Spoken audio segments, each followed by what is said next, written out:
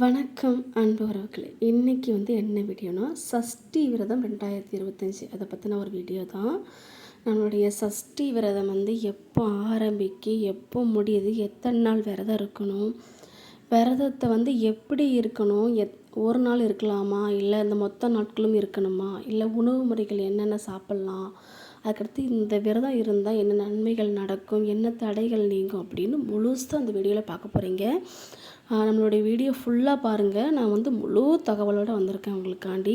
கட்டாயம் அந்த வீடியோ அவங்க எல்லாத்துக்குமே ரொம்ப பயனுள்ள வகையில் இருக்கும்னு நான் நம்புகிறேன். அதுக்கு முன்னாடி நீங்கள் நம்ம சேனலுக்கு புதுசாக வந்தீங்கன்னா மறக்காமல் நம்ம சேனலை சப்ஸ்கிரைப் பண்ணிக்கோங்க. பக்கத்தில் உள்ள பெல் சிம்பலை அழுத்திக்கோங்க.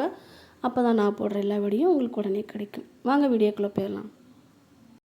சஷ்டி விரதம், மகா கந்த சஷ்டி விரதம் இந்த 2025 22 அக்டோபர் 22 ஆரம்பித்து அக்டோபர் 27 முடியுது, நிறைவடையுது. ஓகேவா? இதுதான் தேதி கந்த சஷ்டி விரதத்துக்கான இந்த தேதி இதுதான். சஷ்டி விரதம் இருக்கும் முறை: அதிகாலையில் எழுந்து நீராடி பூஜை அறையை சுத்தம் செய்து முருகனின் படத்திற்கு முன்பு தீபம் ஏற்றி தூபம் காட்டி பால் பழம் நைவேத்தியம் செய்து வழிபாடு செய்ய வேண்டும். நாள் முழுவதும் கந்தசஷ்டி கவசம் அல்லது வேறு ஏதேனும் முருக மந்திரங்களை ஜெபிப்பது நல்லது. உடல்நிலைக்கு ஏற்ப உணவு உண்ணலாம். பட்டினி விரதம் இருப்பவர்கள் காலையில் பூஜையை முடித்துவிட்டு மாலையில் விரதத்தை நிறைவு செய்யலாம். பால் மற்றும் பழம் 3 வேளை விரதம் இருப்பவர்கள் பால் பழம் நைவேத்தியம் செய்து சாப்பிடலாம். விரதத்தின் போது உடலை நீர் இருக்கிற மாதிரி வைத்திருக்க நிறைய தண்ணீர் குடிப்பது அவசியம். வேலைக்கு செல்பவர்கள் காலையில் பூஜையை முடித்துவிட்டு மாலையில் வீடு திரும்பியதும் மீண்டும் பூஜை செய்து விரதத்தை நிறைவு செய்யலாம். சிலர் சூரசம்காரம் முடிந்தவுடன் விரதத்தை முடித்து கொள்வார்கள். மற்றவர்கள் மறுநாள் திருக்கல்யாணத்தை பார்த்துவிட்டு விரதத்தை நிறைவு செய்வார்கள். அது அவங்களோட சொந்த விருப்பம். சஷ்டி விரதத்தோட உணவு முறைகள் அப்படின்னு நம்ம பார்த்தோம்னா, பொதுவான உணவு முறைகள்: பால், வாழைப்பழம். விரதத்தின் போது நெய்வேத்தியம் செய்த பால் மற்றும் வாழைப்பழத்தை உட்கொள்வார்கள். சிலர் இளநீர் விரதம் சொல்லுவாங்க. சிலர் நாள் முழுவதும் இளநீர் மட்டுமே அருந்தி விரதம் இருப்பார்கள். அதன் பழுக்கையை சாப்பிடுவது தவறில்லை. உப்பு சேர்க்காத உணவுகள்னு இருக்குது. உப்பு சேர்க்காமல் தயிர் சாதம் அல்லது பால் சாதம் போன்றவற்றை சாப்பிடலாம்.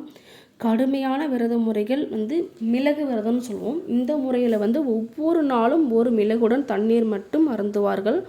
உதாரணமாக எடுத்துக்கோங்களேன், முதல் நாள் 1 மிளகு, 2ஆம் நாள் 2 மிளகு, 3ஆவது நாள் 3 மிளகு அப்படின்னு சொல்லி ஒவ்வொரு நாளும் மிளகின் எண்ணிக்கையை அதிகரிப்பார்கள்.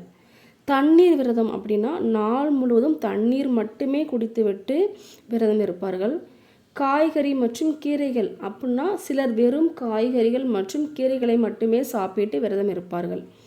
விரதத்தின் போது தவிர்க்க வேண்டியவை: காலை உணவு மற்றும் இரவு உணவு. பலர் ஒரு வேளை உணவு அல்லது இருவேளை உணவு உண்டு ஒரு வேளை பட்டினி கிடைப்பார்கள். கடுமையான உணவுகள்: விரதத்தின் போது காரமான, வறுத்த மற்றும் எண்ணெய் பொரித்த உணவுகளை தவிர்ப்பது நல்லது.